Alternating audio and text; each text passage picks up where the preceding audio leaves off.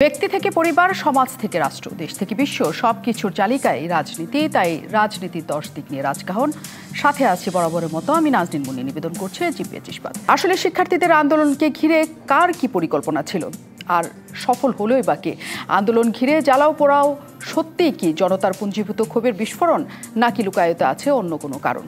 এসব নিয়ে আলোচনায় আজ রাজকাহন স্টুডিওতে আছেন জাতীয় সংসদের সরকার দলীয় হুইপ নজরুল ইসলাম বাবু এমপি, আছেন বাংলাদেশ জাসদের সাধারণ সম্পাদক নাজমুল হক প্রধান, এবং আছেন জাতীয় পার্টির একাংশের কো চেয়ারম্যান সাইদুর রহমান টেপা। এবং দর্শক, আপনারা আছেন আমাদের সাথে এই আলোচনাতে। আমরা আলোচনার প্রতিদিনই নতুন মোড় ঘুরছে। আজকে আমরা প্রথমবারের মতো জানতে পেরেছি যে সরকারি হিসেবে মৃতের সংখ্যা কত। তার বাইরে বিএনপি যে জাতীয় ঐক্য গড়ে তোলার চেষ্টা করছে, সেই ঐক্যে কারা অংশীদার হতে চান এবং তারা আসলে এখন কি চাইছেন, তাই জানার চেষ্টা করব আজকে আমরা পুরো অনুষ্ঠান জুড়ে। অনেক ধন্যবাদ দর্শক আমাদের সাথে যুক্ত হওয়ার জন্য, এবং স্বাগত জানাই অতিথিদের যারা আমাদের সাথে আজকে যুক্ত আছেন। আমি একটু শুরুই করতে চাই আজকে নাজমুল হক প্রধানকে দিয়ে। তিনি সাধারণ সম্পাদক বাংলাদেশ জাসদ।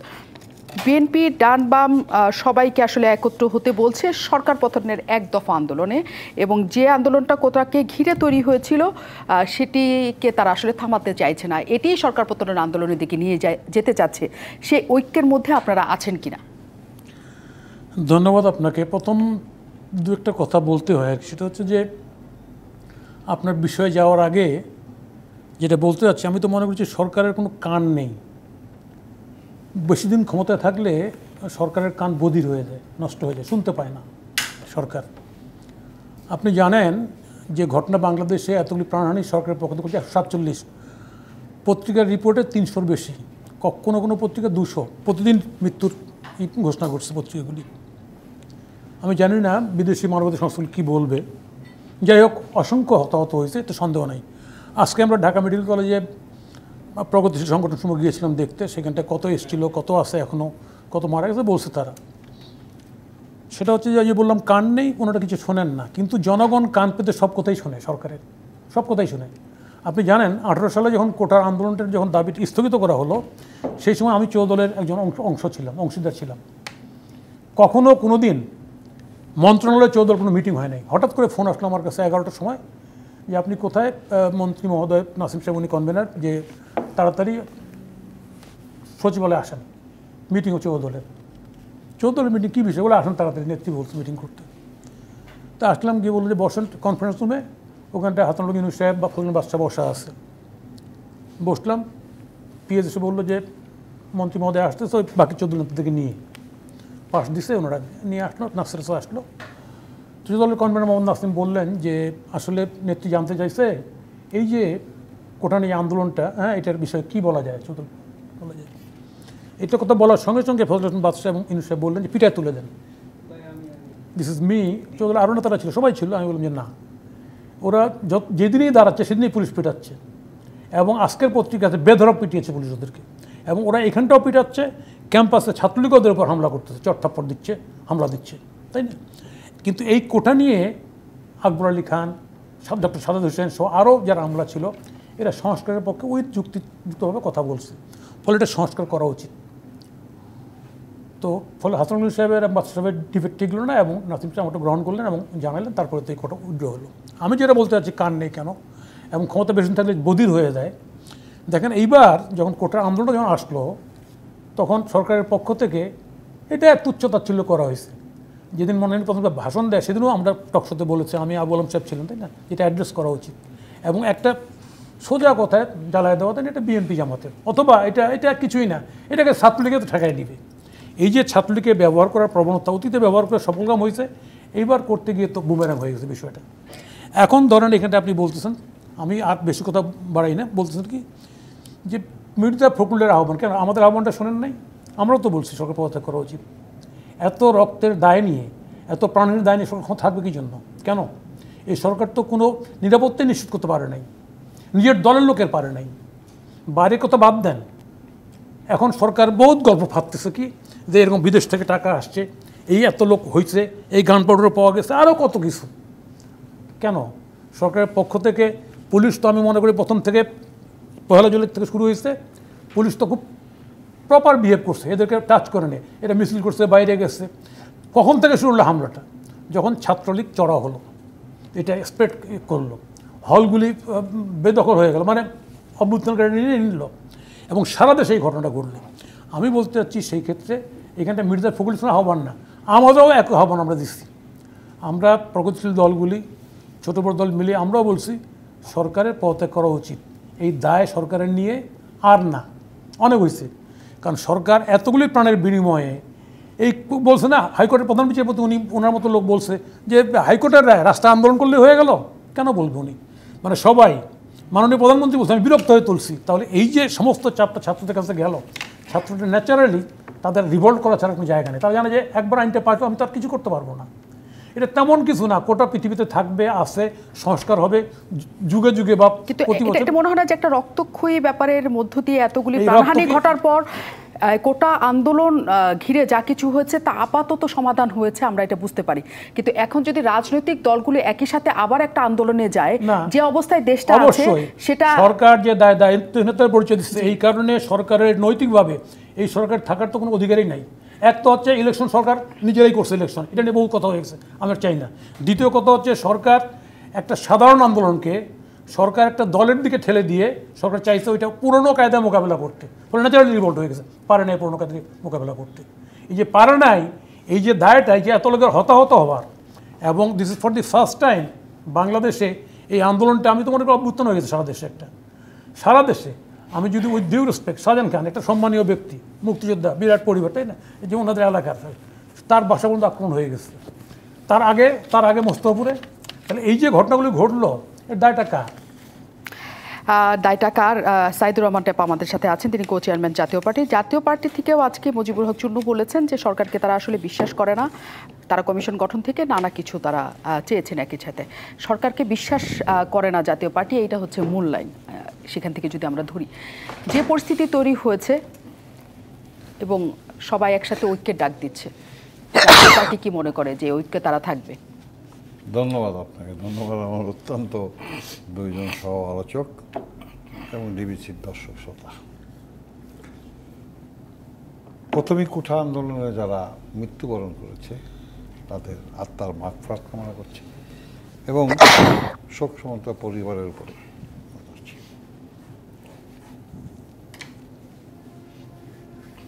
জাতীয় পার্টি, আমাদের যে বিরোধী দলের নেতা জি.এম. কাদের সাহেব,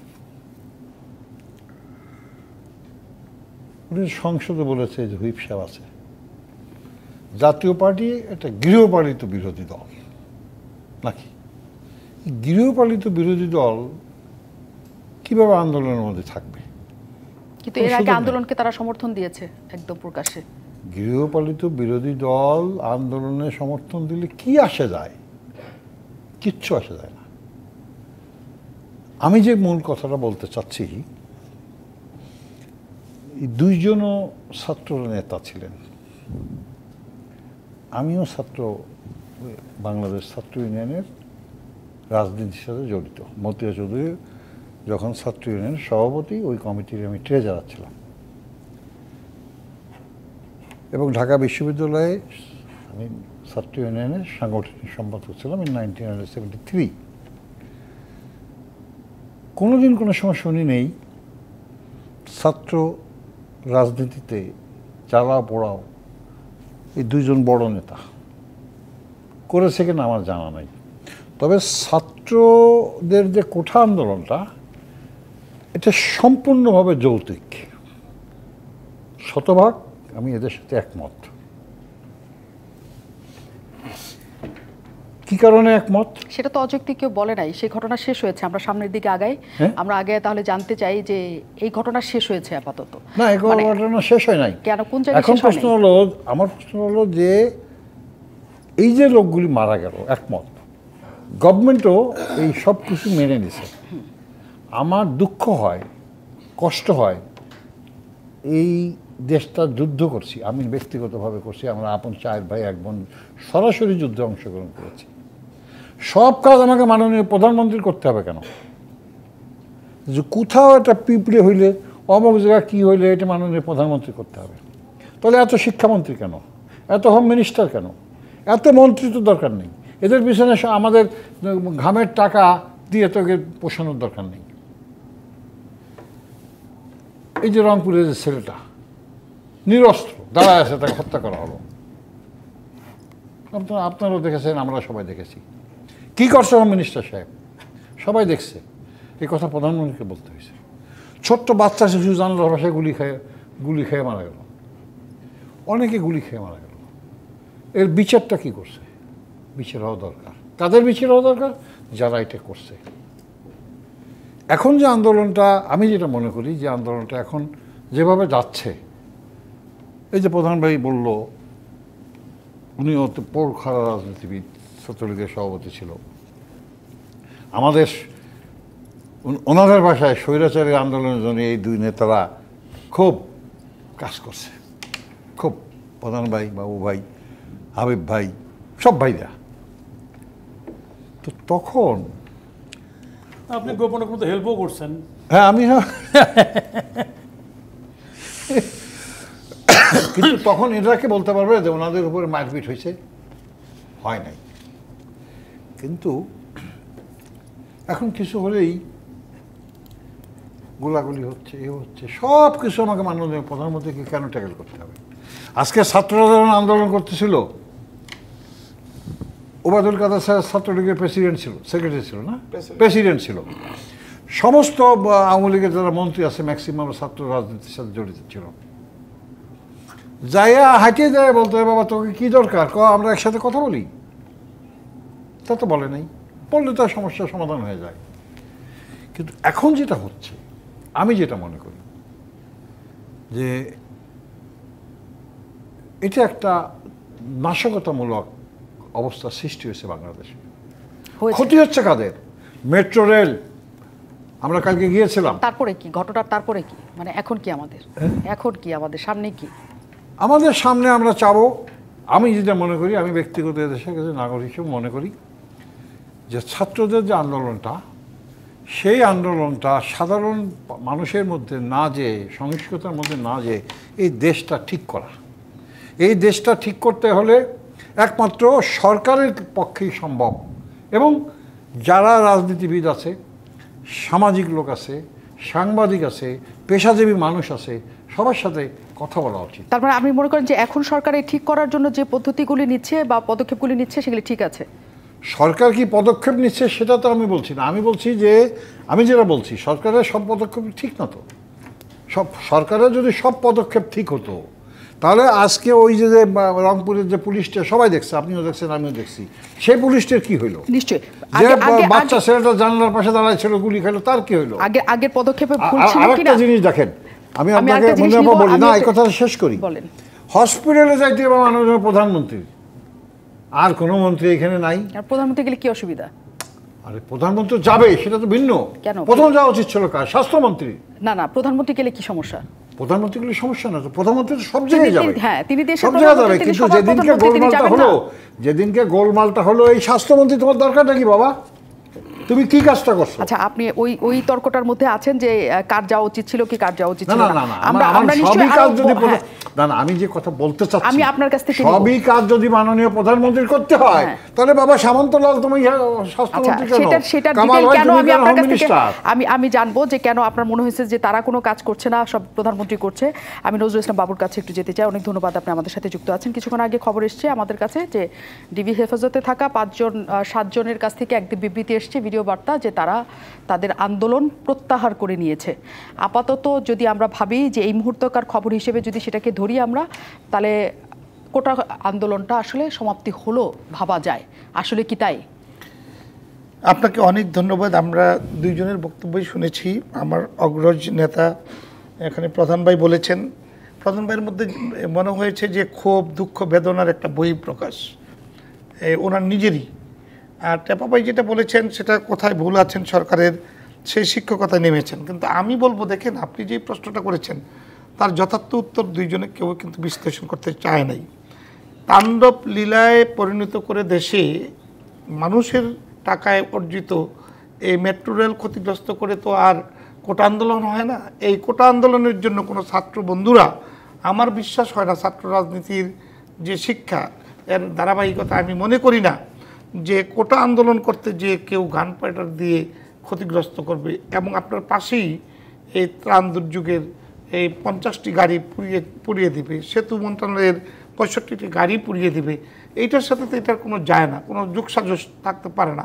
সুতরাং এতেই প্রমাণিত হয় কোটা আন্দোলন আসলে কোনো আন্দোলন নয়। কোটা আন্দোলনকে সামনে রেখে ষড়যন্ত্রকারী এবং দেশদ্রোহী যারা রাষ্ট্র ক্ষমতায় বারবার যাওয়ার স্বপ্ন দেখছেন, তারাই কিন্তু আন্দোলনের ধারাবাহিকতা চেঞ্জ করে গতিধারার পরিবর্তন এনে এই ঘটনা ঘটিয়েছেন। এটা স্পষ্ট বাংলাদেশের মানুষের কাছে এখন। এটা কোনো রাজনৈতিক আন্দোলন না। তারা যদি কেউ বাইরে কেউ থেকে থাকে, সেখানে অনেকগুলি তথ্য আমরা পেয়েছি। এক হচ্ছে জঙ্গি আক্রমণ ছিল, জঙ্গিদের সম্পৃক্ততা ছিল। এক হচ্ছে সাবেক কোটা আন্দোলনকারী যারা ছিল তাদের সম্পৃক্ততা ছিল। বিএনপি জামাত শিবিরের সম্পৃক্ততা তো অবশ্যই ছিল, এবং বিদেশি সম্পৃক্ততার কথা আমরা কি সাথে, হ্যাঁ, সবার সম্পৃক্ততার জায়গা একসাথে থাকতে পারে। কিন্তু যে কথাটা বলা হচ্ছে যে এটা কোটা আন্দোলনের পাশাপাশি জনগণ সম্পৃক্ত হয়েছে, কারণ জনরোষ ছিল। আমি সেই কথাটাই বলছি। আপনি আমাকে একটু সুযোগ দিন। আমি বলবো যে জনরোষ, আমরা তো প্রমাণ পেয়েছি বাংলার এই মসনদকে ক্ষতবিক্ষত করার যে অপচেষ্টা এই 14 থেকে আমরা দেখেছি। কই জনগণ তো মাঠে নামেনি, জনগণ তো এই আন্দোলনে জনগণ নেমেছে। এইটা যদি আপনি ফুটেজ দেখাইতে পারেন তাহলে আপনার কথার সাথে আমি সায় দেব। 150 জন কারা, আমি বলছি আপনাকে, কোটা আন্দোলনের নাম করে 150 জন, 147 জন, 18 কোটি মানুষের দেশে এটা আন্দোলনের নামে যারা পুলিশের সামনে বুক পেতে দেয়, যারা লাঠি হাতে নিয়ে পুলিশের তো কর্তব্য পরায়ণ হয়ে দায়িত্ব পালন করে। সুতরাং সেখানে যদি চ্যালেঞ্জ করে, সেখানে পিছন থেকে গুলি মেরে যদি কেউ হত্যা করে, দায়িত্ব সরকারের উপরে চলে আসে। প্লিজ আমাকে লেট মি ফিনিশ। আমি শুধু একটি কথা বলতে চাই যে গণ আন্দোলন বলতে যা বুঝায়, আমরা দেখেছি এরশাদকে আমরা টেনে হেসড়ে নামিয়েছি দেশের মাটিতে। খালেদা জিয়ার পতন দেখেছি, খালেদা জিয়ার নির্বাচন, 15 ফেব্রুয়ারি নির্বাচন করে ক্ষমতা থেকে কিভাবে তার চলে যেতে হয়েছে নতজানু হয়ে, তা আমরা দেখেছি। কিন্তু বঙ্গবন্ধুর কন্যা জননেত্রী শেখ হাসিনা, আজকের প্রধানমন্ত্রী, ওই যে নিজ থেকে তিনি হাসপাতালে যান, এটা হলো তার ভালোবাসার প্রতিফলন, যেটা প্রধান ভাই জানতে চেয়েছেন, প্রধানমন্ত্রী এই টেপা ভাই জানতে চেয়েছেন। তিনি মসনদে বসে শুধু রাষ্ট্র পরিচালনা করেন না, উনি খেটে খাওয়া মানুষের প্রত্যাশা পূরণের চেষ্টা করেন। উনি ওই স্বাস্থ্য সুরক্ষা থেকে শুরু করে এদেশের ক্ষুধা দারিদ্র্য কীভাবে দূর করা যায় সেই স্বপ্ন নিয়ে বিভোর, যার কারণেই তিনি কিন্তু ছুটে বেড়ান। প্রত্যেকটা দায়িত্ব তিনি নিজেই সকলকে, আপনি দেখেছেন যে কিভাবে দায়িত্ব নিশ্চয়ই তিনি নেন। সুতরাং এই দায়িত্ব পালনে দায়িত্ব যখন তিনি নেন, এবং তখন যদি আওয়ামী লীগ সরকারে থাকা অবস্থাতে কিছু ঘটে, সেই দায়টাও সবাই মিলে করলেও তার উপরে যে বর্তায় এবং তারও সেই দায়িত্ব নিতে হয়। প্রধানমন্ত্রী হিসেবে দায়িত্ব নিশ্চয়ই তার দায় নিতে হয়, কিন্তু দায়বান না। আমি বলবো যে হ্যাঁ, স্বাভাবিক কারণে। কিন্তু আপনি একজন ছাত্র নেতা হিসেবে আপনি 90-এর গণ অভ্যুত্থানে অংশ নিয়েছিলেন এবং সেখানে নিশ্চয়ই ছিলেন। ছাত্রদের উপর যে আন্দোলনটা ছাত্ররা শুরু করেছে, তারা লাঠি হাতে, বা জনগণ আছে বা নাই বা বিরোধী দল আছে, তারা ইট হাতে বা অন্য কোনো অস্ত্র হাতে যখন রাস্তায়, তখন আমি গুলি হাতে তাদের সামনে দাঁড়াতে পারি কিনা এবং গুলি ছুটতে পারি কিনা। আমি একটা কথা বলি শুনেন। আপনি তো নিজেও এই শুধু সংবাদকর্মী নন, আপনি একজন পতিত যশা সাংবাদিক, ধারাবাহিকতায় সঞ্চালক। আপনাকে আমি বলি, দেখেন যে ছাত্ররা মাঠে নেমেছে, এটার জন্য কিন্তু সরকার প্রধানমন্ত্রী নিজেই কিন্তু 18-তে একটা মীমাংসা দিয়েছেন। মুক্তিযোদ্ধা একজন হাইকোর্টে আপিল করেছেন, সেই আপিল স্থগিত করেছেন। পরবর্তীতে এই আপিল ডিভিশনের শুনানির জন্য তারিখ নির্ধারিত হয়েছে। সেই সময়টুকু প্রধানমন্ত্রী তার বক্তৃতায় কিন্তু জানিয়ে দিয়েছেন জাতিকে। এখানে মাননীয় প্রধানমন্ত্রীর সমর্থন ছাত্রদের প্রতি ছিল বলেই আপনি দেখেছেন যে এই আন্দোলনকে নিয়ে ছাত্রলীগের উপর যে দোষ বর্তাতে চেষ্টা করেন, এটা কিন্তু ছাত্রলীগ করেন নাই। ছাত্রলীগ কিন্তু সহানুভূতি এবং পাশে থেকে ছাত্রলীগের নেতাকর্মীরাও কিন্তু এই কোটা আন্দোলনের যৌক্তিক মনে করেই তাদের পক্ষেই কাজ করেছেন। কিন্তু শুধু গ্যাপটা ছিল কোর্টের বিষয়টি, জুডিশিয়াল ম্যাটারটি নির্বাহী ক্ষমতায় নিতে চান নাই। সুতরাং এইটা রাষ্ট্র শাসনতন্ত্রে রয়েছে, রাষ্ট্র পরিচালনার দায়িত্ব যেহেতু প্রধানমন্ত্রীর, তিনি রাষ্ট্রকে যথাযথভাবে পরিচালনা করার চেষ্টা করেছেন। এই সুযোগটা নিয়ে যারা ক্ষমতা লোভী, যারা দেখেছেন আপনি এই রাষ্ট্রকে তছনছ করে দিয়েছে, লণ্ডভণ্ড করে দিয়েছে। সেই ধারাবাহিকতায় কিন্তু এবার ছাত্রদেরকে সামনে রেখে সুযোগ নেওয়ার চেষ্টা করেছেন। ছাত্ররা কিন্তু বলেছেন, এই কোটা আন্দোলনকারীরা কিন্তু বলেছেন পরিষ্কার যে ওরা এটার দায় দায়িত্ব নেবেন না এবং ওরা তার সাথে নেই। বারবার বলেছে। সুতরাং ওরা কারা? ওরা হলো তারা যারা নাকি অন্ধকারে থেকে এই দেশটাকে ডুবাতে চেষ্টা করছে, ক্ষমতায় যাওয়ার বারবার লোভ লালসা থাকার অনেক জায়গায় অনেক কিছু করেছে তারাই। কিন্তু সরকার সর্বোচ্চ সহনশীলতা দেখানোর সময়ে, একটা আন্দোলনের সময়ে সরকার জানে যে এটা অন্যদিকে যেতে পারে। এই গুলি করার নির্দেশনা আসলে আপনাদের ছিল কিনা, আপনারা দিয়েছিলেন কিনা বিজিবি পুলিশকে, নাকি এটা ঘটনাচক্রে তাদের কাছে হয়েছে, সেটা আমরা আপনার কাছে যেমন জানতে চাই, তেমন ডিবি হেফাজতে থাকা অবস্থায় যখন শিক্ষার্থীদের কাছ থেকে বিবৃতি আসে তখন সেই বিবৃতির প্রতিও আসলে মানুষজন আস্থা রাখবে নাকি সন্দেহ করবে, সেই প্রশ্নের উত্তর নিতে ফিরবো আমরা বিরতির পর। স্বাগত আরও একবার রাজকাহনে। আমরা আলোচনায় আছি, আলোচনায় ফিরতে চাই। জ্বালা পোড়া সহিংসতার পেছনে কোন রাজনীতি, সেই প্রশ্নকে নিয়ে আমরা আছি। আমাদের সাথে নাজমুল হক প্রধান আছেন। একদম স্পষ্ট করে আপনি বলেছেন যে মির্জা ফখরুল ইসলাম আলমগীরকে কেন রাখতে হবে, আপনাদের একই দাবি যে এখন এই মৃত্যুর দায় নিয়ে প্রধানমন্ত্রীকে পদত্যাগ করতে হবে।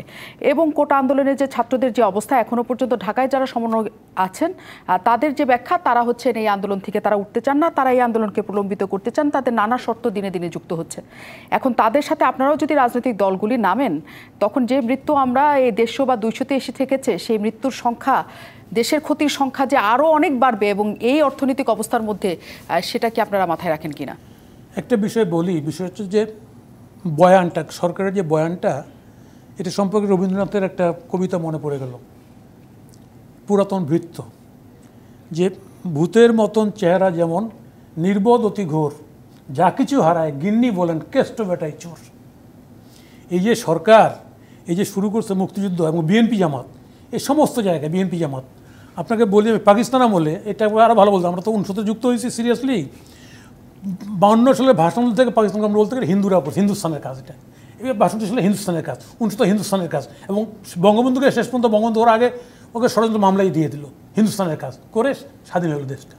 এই যে আওয়ামী লীগ শুরু করছে এই সমস্ত কিছু ওই কেষ্ট, ওটা ওই বিএনপি জামাত, সব বিএনপি জামাত, ওইটা করতে গিয়ে ধরাটা খাই গেছে। এবার এটা একটা ছাত্র গণভ্যুত্থান হয়ে গেছে, এটা হচ্ছে বাস্তবতা। মানে যার কারণে এত লোককে হত্যা করতে হয়েছে, মারতে হয়েছে, যার কারণে মারতে হয়েছে। এবং সরকার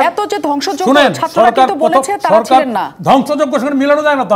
আপনি ধ্বংসযোগ্য কি ধ্বংস করেছে? 71 সালে কি হয়েছিল? 71 সালে আপনি এই যে 71 সালে আপনাকে বলে নেই মাননীয় প্রধানমন্ত্রী কথা বলছে 71 সালে পাঞ্জাবিরা পুরায় নাই, এটা টিভিতে কথা ভুলভাল হচ্ছে কেন জানেন? পাঞ্জাবিরা পুরাবে না, পাকিস্তান টিভি ছিল, এটা ওটা পুরাবে কেন?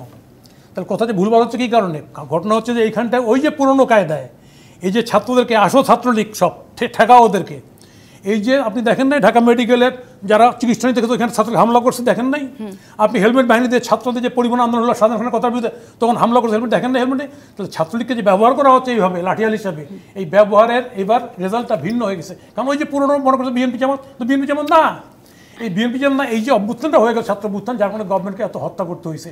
আজকে আপনার দুর্ভাগ্য হচ্ছে জাতির এই হত্যাকাণ্ডের সময় এগুলো মিলাচ্ছেন। আপনি টাইমটা খেয়াল করেন তো, আপনি সাংবাদিক লোক, আপনি সারাদিন হত্যাকাণ্ড হয়েছে আর বিকালে সন্ধ্যার আগে আগে এগুলো পুরানো হয়েছে। আজকে পাবলিক কি বলে, পাবলিকের পারসেপশন কি? এগুলো আন্দোলনকারীরা করছে, হ্যাঁ পাবলিক ঢিলপাট করে মারছে। আপনি যদি বলেন যে হ্যাঁ ওইখানটা পুলিশ যাত্রাবাড়িতে 50 জন মরতো, আমার কোনো আপত্তি ছিল না, অথবা উত্তরায় মরতো 50 জন আপত্তি ছিল না, মোহাম্মদপুর, ধানমন্ডি, সমস্ত জায়গায় এত লোমূল্য কি কারণে? ছড়াগুলি ওখানে তো পুলিশের ট্যাঙ্ক টাঙ্গায় দেয় নাই, ওখানে তো পুড়ায় দেয় নাই। আপনার ছড়াগুলি, বুলেট এবং ব্রাশ পর্যন্ত হয়েছে। আপনি ইমাজিন করতে পারেন? একটা ওই যে ভিডিওতে ভাসতেছে একটা ভাসতেছে একটা কথা। আমি শুধু একটা প্রশ্ন ছোট্ট করে আপনাকে করি, আপনার কাছ থেকে সহজ করে উত্তর নেই। ধরেন এখানে আওয়ামী লীগ নাই, প্রধানমন্ত্রী শেখ হাসিনা নাই, অন্য কেউ নাই, ধরেন আপনি আছেন, সবাই রাস্তায় নেমেছে, সেটা আপনি জনরোষ বলছেন, জনরোষও আছে, সব মোড়ে মোড়ে সকল জায়গায় এরকম সহিংস অবস্থা তৈরি হয়েছে, আপনি কি করতেন?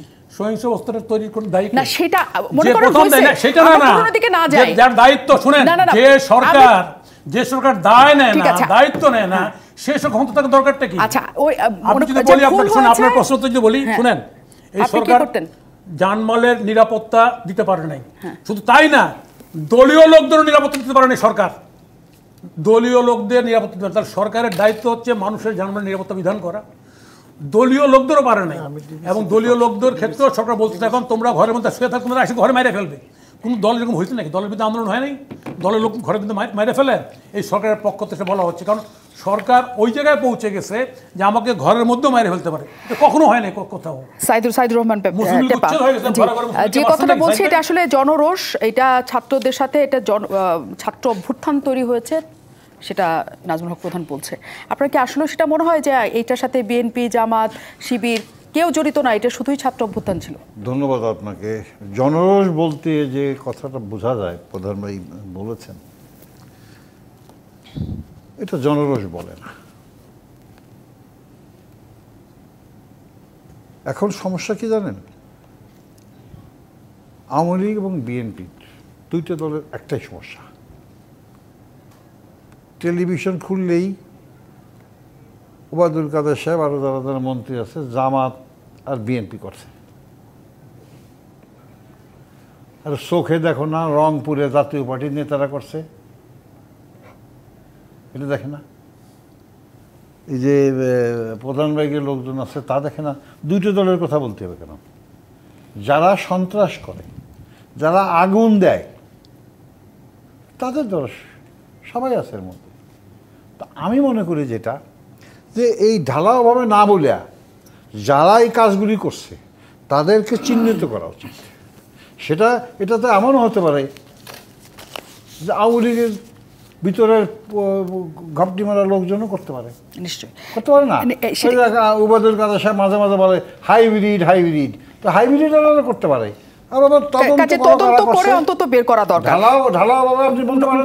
নজরুল ইসলাম বাবুর কাছেই তাহলে যাই আমি। নজরুল ইসলাম বাবু, একটা প্রথমে করি যে হেফাজতে নেওয়া ছাত্ররা যখন বিবৃতি দেয় সেটা আসলে জনগণের কাছে বিশ্বাসযোগ্য হয় কিনা? কেন বিশ্বাসযোগ্য হবে আমি আপনাকে বলি। দেখেন, যে প্রধান ভাই যে কথাগুলি বলেছেন এটা কিন্তু আমি আগেই বলেছি যে বাংলাদেশের রাজনীতিতে এখন একটা ধারাবাহিকতা সৃষ্টি হয়েছে। যেমন হিরু আলম, তারপরে নুরু, এরকম এখন বড় কণ্ঠে বড় জোরে যখন তখন গভর্নমেন্টের বিপক্ষে কিছু কথা বলে কিছু মানুষ নিজেকে কিছু একটা হেডম প্রমাণ করার জন্য টক শোতে এসে সুযোগ পায় কথা বলে। কিন্তু বাস্তবতা কি জানেন? ছাত্রলীগ বাংলাদেশের এমন একটি সংগঠন যে ছাত্রলীগ প্রতিষ্ঠিত হয়েছে রক্ত দিয়ে, মানুষের প্রত্যাশা পূরণের লক্ষ্যে বঙ্গবন্ধু নিজ হাতে করেছেন। যে ছাত্রলীগ 17,000 নেতাকর্মী মুক্তিযুদ্ধে প্রাণ দিয়েছে, সেই ছাত্রলীগ কিন্তু ঢাকা বিশ্ববিদ্যালয়ে হাজার হাজার নেতাকর্মী, সেখানে ছাত্রলীগ বের হয়ে এসেছেন। মাননীয় প্রধানমন্ত্রী নির্দেশনা দিয়েছেন, আজকে যারা সন্ত্রাসী, আজকে যারা চিহ্নিত, এই জামাত বিএনপি আমরা সেই কারণে বলি, তারা চেয়েছিল ঢাকা বিশ্ববিদ্যালয়ে লাশ, সেই লাশ যেন না পড়েন, সেই জন্যই কিন্তু ছাত্রলীগ নিজের গায়ে মার নিয়েছে, রক্তাক্ত হয়েছে, কিন্তু তারা প্রধানমন্ত্রীর নির্দেশনা নিয়ে ক্যাম্পাস ছেড়ে চলে এসেছেন। কেন? যেন লাশ না হয়। সুতরাং এই যে লাশ উপহার নিতে পারে নাই, এটাই ছাত্রলীগের বিজয়। আমরা মনে করি বঙ্গবন্ধুর কন্যা এটাই চেয়েছেন, শান্ত বাংলাদেশ। যারা অশান্ত করতে চায় তাদের মুখে চুনকালি দিয়ে এদেশের মানুষের কাছে পরিষ্কার হয়েছে। না প্লিজ, আপনি যে প্রশ্নটার উত্তর জানতে চেয়েছেন, আজকে ডিবি হেফাজতে যারা আছেন তারা কিন্তু তাদের লাইফ সাপোর্ট, আমি মনে করি এটাকে কারণ কি, তারা রোশন হলে পড়তে পারে। তারা বাংলাদেশের মানুষের কাছে কিন্তু পরিষ্কার করেছেন ছাত্ররা এই কাজ করতে পারে না। তাহলে কারা করেছেন? তাদের কাছে তারা কিন্তু এখন লাইফ রিস্কে আছেন, সেই কারণে তারা ডিবি হেফাজতে আছেন। এটার ব্যাখ্যা কিন্তু ডিবি এবং তারাও বলেছেন। তা আমি মনে করি সেখানে বসে তাদের আজকের যে চিত্র বাংলাদেশের, সেটা তারা উপলব্ধি করতে পেরেছেন এবং তারা নিজ থেকেই চিন্তা করেছেন যে তাদের কাঁধে ভর করে যারা এই দুষ্টকর্ম করেছেন তাদের শাস্তি হওয়া উচিত। আজকে বাংলার জনগণ যখন শাস্তি কামনা করছে তখন নানাবিধ কথা বলে কেউ কেউ আবার নতুন করে ওই নুরু আর হিরু আলম হতে চায়। নিরাপত্তার জন্যই হেফাজতে নেওয়া হয়েছে এবং সেখান থেকে তারা বার্তা দিয়েছে যে তারা সেখান থেকে কেন দ্রুতগতিতে বার্তা দিতে হবে, তারা এখান থেকে বের হয়ে সুস্থভাবে সেই বার্তাটা দিতে পারতেন বা অন্য কিছু হতে পারতো। সেই ঘটনা এখন যদি তারা সেখান থেকে বের হয়ে যদি তারা বলে যে আমরা এরকম কিছু করি নাই, আমাদেরকে অত্যাচার করে এটা করা হয়েছে, তখন সেটা বুমেরাং হয়ে আওয়ামী লীগের দিকে ফিরবে কিনা? দেখেন, কারো বক্তব্য নিয়ে তো আর আমি কল্পনাপ্রসূত জবাব দিতে পারবো না। তবে আমি এইটুকু বলি যে এই যে আন্দোলনকারীর পক্ষে যারা নেতৃত্ব দিয়েছেন তারা কিন্তু মাঠে ঘাটে এবং আপনাদের মিডিয়ায়ও বলেছেন তারা এই ধরনের কর্মকাণ্ডের সাথে সম্পৃক্ত নয়। তাদের নৈতিক দাবি আজকে প্রতিফলন ঘটেছে। তারপরেও যদি কোনো বক্তব্য থাকে সেটা মাননীয় প্রধানমন্ত্রী এবং আমাদের বিশ্বাস যে তাদের চাহিদা মোতাবেক পূরণ করার সুযোগ রয়েছে। সুতরাং এই বিষয় নিয়ে অলরেডি যে প্রেস ব্রিফিং হয়েছে আমি মনে করি বাংলার মানুষের পক্ষে, সাধারণ ছাত্রছাত্রীর পক্ষে, এবং এইটাই কামনা করেছেন এদেশের মানুষ। কিন্তু যারা গোলাপানিতে মাছ শিকার করতে চায়, এই ছোটোকাল থেকে শুনে আসছি গোলাপানিতে মাছ শিকার করা, এইটা হলো গোলাপানিতে মাছ শিকার করার একটা নমুনা। আজকে গোলাপানিতে মাছ শিকার করতে গিয়ে প্রকৃত চেহারা ভেসে এসেছে। আজকে কারা এই কোটা আন্দোলনের নামে এই ঘটনার সাথে সম্পৃক্ত হয়েছে, কারা সংবাদ সম্মেলন করে সমর্থন দিয়েছে, তাদের চেহারা কিন্তু জনগণের কাছে পরিষ্কার। এবং তারা আসার পর থেকেই কিন্তু জ্বালাও পড়া শুরু হয়েছে। ওরা কারা? ওরা ছাত্রদল, ওরা শিবির, ওরা জামাতপন্থী, ওরা বিএনপিপন্থী। সুতরাং এখানে এই প্রধান ভাইদের বড় কণ্ঠ, বড় আওয়াজ, এগুলি সবই কিন্তু হলো যে ক্ষোভের বই প্রকাশ। ক্ষোভটা কোথায়? ক্ষোভটা হলো সরকার বেশি দিন টিকে আছেন, সরকার জনগণের সাপোর্ট নিয়ে, সমর্থন নিয়ে এবং কল্যাণমুখী রাষ্ট্র গঠনে সহায়তা শক্তি হয়ে আজকে টিকে আছেন, কারো দয়ায় নয়। সুতরাং দয়া নিয়ে একটা কথাই বলি, আজকে তো যে আমি কি পাবো? আপনি অবশ্যই পাবেন। আজকে যে সংখ্যাটা হচ্ছে 147 জন, একটা গণমাধ্যম তার পুরোপুরি কে কতজন মারা গেছে কোন পেশার, তাতে ছাত্র, শ্রমিক এদের আলাদা আলাদা করে দিয়েছে। তাতে শ্রমজীবী মানুষের সংখ্যা বেশি, ছাত্রের সংখ্যা তার চেয়ে কম, পেশাজীবীদের সংখ্যা তারও কম। জনরোষ যদি না হয়, সব যদি বিএনপি, জামাত এবং অন্যান্য দলের হয়, তাহলে এই মৃতের তালিকায় তাদের নামগুলি কোথায়? দেখুন, আমি বিরতির পরে এসে এই উত্তর নিব আপনার কাছ থেকে। অনেক ধন্যবাদ দর্শক আমাদের সাথে থাকার জন্য। আমরা শেষ মুহূর্তে আছি। আমরা নাজমুল হক প্রধান আছেন আমাদের সাথে, সাধারণ সম্পাদক বাংলাদেশ জাসদ। নাজমুল হক প্রধান, যে পরিস্থিতি আসলে তৈরি হয়েছে, আপনারা আপনাদের জায়গায় একদম শক্ত দৃঢ় অবস্থানে এখনো বোঝা যাচ্ছে। এই আন্দোলন শুধুমাত্র আপনারা ডাকের মধ্যে আছেন নাকি আপনারাও আসলে পথে নামার চিন্তা ভাবনা করছেন বা রাজপথে? একটা বিষয় খুব পরিষ্কার বলি, আসলে খুব দুঃখ লাগে, আওয়ামী লীগ সংগঠনটা কিন্তু এই দেশটার জন্মের সঙ্গে যুক্ত, বহু আগের থেকে আছে। এটার 7 দশক অতিক্রম করছে সংগঠনটা, কিন্তু সংগঠনটার তার গণতান্ত্রিক চরিত্র, দলের চরিত্র হারিয়ে ফেলছে। আমি জাস্ট ছোট্ট একটা উদাহরণ দিই। এই গত নির্বাচনে আওয়ামী লীগের দু একটা নমিনেশন দেখবেন, জীবনে আওয়ামী লীগের সম্পর্ক ছিল না, হঠাৎ করে এসে আওয়ামী লীগের নেতা হয়ে গেছে। কারণ নমিনেশন দিল, কোত্থেকে আসলো? আজকে এই যে বললেন কিছুক্ষণ আগে যে কয়েকজন উইথড্র করছে তারা, তাই না? এটা কারা করতেছে? এটা দলের কোনো ফাংশন? মানে দল সরকারের আলাদা জিনিস। অনেক সময় উন্নত দেশে দেখবেন, গণতান্ত্রিক যেসব দেশে প্রক্রিয়া চালু আছে, তাই না, দলে সরকারের কাজটাকে বিরত করে, এটা করতে পারবে, এটা করতে পারবে না। এখানটা দল সরকার একাকার হয়ে গেছে। ফলে প্র্যাকটিক্যালি বর্তমান সময়ে আওয়ামী লীগ দলের আর কোনো রোল নাই। যদি রোল থাকতো তাহলে এই আওয়ামী লীগেই বলতো মাননীয় সাধারণ সম্পাদক, আপনার এই কথার কারণে এই ঘটনা ঘটছে, আপনি রিজাইন করেন, আপনি সরেন, আপনি সরকার, আপনি বিরত হন, বলতো। কিন্তু দলের যেহেতু রোল নাই, ফলে যা ইচ্ছা তাই করতেছে। এবং এই যে কথাগুলি, এই যে আপনার দেখবেন মন্ত্রী পরিষদও অনেকে আসছে, হঠাৎ করে মন্ত্রী হয়ে গেছিলাম। কিন্তু আওয়ামী লীগ তো প্রাচীন দল, পুরাতন দল, সেই আওয়ামী লীগে আজকে এলাম, তাই না, উৎসরিতর বিয়ে নেতা হয়ে গেলাম। এই যে ঘটনাটা, ফলে দলটার আর স্বাভাবিক কার্যক্রম নেই। এবং এই যে আওয়ামী লীগ দলটা শেষ হয়ে গেছে, কিন্তু এটা রেজাল্ট আওয়ামী লীগটা দেবে, আমি বলছি। এবং ছাত্রলীগকে একইভাবে ব্যবহার করার কারণে, যে ছাত্রলীগ ঐতিহ্য ছিল, আমিও ছাত্রলীগ করেছি, যে স্বাধীনতা আলাদা ধারা এসেছি সত্য, আমারও ওই ছাত্রলীগ হাতে ধরি, আমার ফোনটা কাঁদে যখন ছাত্রলীগ যখন শুধুমাত্র মস্তান হিসেবে ব্যবহার করেন, হেলমেট দিয়ে যখন ছোটে। ছাত্রলীগ তো উনিও করছেন, ছাত্রলীগ কোনো জায়গায় আসছেন, ওনার লাগে না। আজকে আমি সেই কারণেই মনে করি as a whole Awami League বিগত 15 বছরে শাসন করতে গিয়ে আওয়ামী লীগ তার দলটার সামগ্রিক চরিত্র হারাই ফেলছে। এবং খুব দুর্ভাগ্যের বিষয়, আওয়ামী লীগ গুরুত্বপূর্ণ নেতারা বলতেছে আওয়ামী লীগকে তো ঘর থেকে বাইরে না হলে তোমাকে মেরে ফেলবে। এটা একটা দলের নেতার ভাষ্য হতে পারে না। কেন মারবে আওয়ামী লীগকে? আওয়ামী লীগ এমন কি কোনো অপরাধ করে ফেলছে যার কারণে তাকে মেরে ফেলবে ঘরের মধ্যে? কিন্তু আজকে বলতে হচ্ছে। এবং এই কথাগুলো এই আন্দোলনের মধ্যে আমি শুনতেছি আওয়ামী লীগের অনেক লোক মারা গেছে। তাহলে দেখেন, আপনি ছাত্রলীগকে আমাদের গ্রামের যে হুলাই দেওয়া দিলেন, তালি দিয়ে যে নামও সব, ছাত্রলীগ নামলো, ঠেকাইতে পারলেন না, যুবলীগ ঠেকাইতে পারলেন না, আওয়ামী লীগ নামলো, পুলিশ নামলো, বিজেপি নামলো, আর্মি নামলো, তারপর তো ঠেকাইতে পারলেন না, কারফিউ দিতে হইলো। তার মানে অ্যাজ এ হোল এটা একটা জনরস না, ছাত্র গণ অভ্যুত্থানের ক্ষেত্রে মানতে হবে। আপনি ক্ষমতা 100 বছর থাকেন, কিছু আসা যায় না, কিন্তু if you fail to realise this, আপনি যদি ব্যর্থ হন এটা উপলব্ধি করতে, তাহলে আমি মনে করবো আপনি ফরএভার ব্যর্থ হয়ে গেছেন। আমি চাই না আওয়ামী লীগের জায়গায় যাক। দলটার এখন দলের যারা লোক আছে ভবিষ্যতে নেতৃত্ব দেবে, তাদের উচিত এক্ষেত্রে শীর্ষ দ্বারা উঁচু করে দাঁড়ানো। সাইদুর রহমান টেপা, মনে হয় যে আসলে দুর্বল অবস্থায় পড়ে গেছে আওয়ামী লীগ? না, নিঃসন্দেহে আওয়ামী লীগ তো দুর্বল অবস্থা পড়ছেই, সরকার তো দুর্বল অবস্থা পড়ছেই। যদি দুর্বল অবস্থা না পড়ে তাহলে কারফিউ দেবে কেন? যদি দুর্বল অবস্থায় না পড়ে তাহলে আপনার অফিস আদালত সাধারণ ছুটি দেবে কেন? নর্মাল কেস, এটা তো প্রশ্ন করার কিছু নাই। এই দুর্বল অবস্থার থেকে কাটায় উঠতে হলে যেটা প্রয়োজন সেটা হচ্ছে সবার সাথে আলোচনা করা। আজকে দেখেন, আলোচনা করা ওইটুকুই নেই, তাহলে 30 সেকেন্ড আমি তার কাছ থেকে নিতে পারবো। নজরুল ইসলাম বাবু, কি মনে হয় আসলে ঘুরে দাঁড়ানো সহজ হবে? না, আওয়ামী লীগ তো ঘুরে দাঁড়ানোর কিছু নেই। আওয়ামী লীগ যথাযথভাবে রাষ্ট্র পরিচালনার পাশাপাশি সাংগঠনিক কর্মকাণ্ড চালিয়ে যাচ্ছেন। আমি আপনাকে বারবার বলছি যে বাংলাদেশের প্রধানমন্ত্রী যেটা চেয়েছেন যে সুরক্ষা এবং দেশের মানুষ যেন ক্ষতিগ্রস্ত না হয়, দেশের সম্পদ যেন বিনষ্ট না হয়, সেই চাওয়ার ক্ষেত্রে যদি সাংগঠনিক দুর্বলতা মনে করেন তাহলে তো আমি মনে করি তা না। কারণ সাংগঠনিক শক্তি আমাদের আছে এবং থাকবে।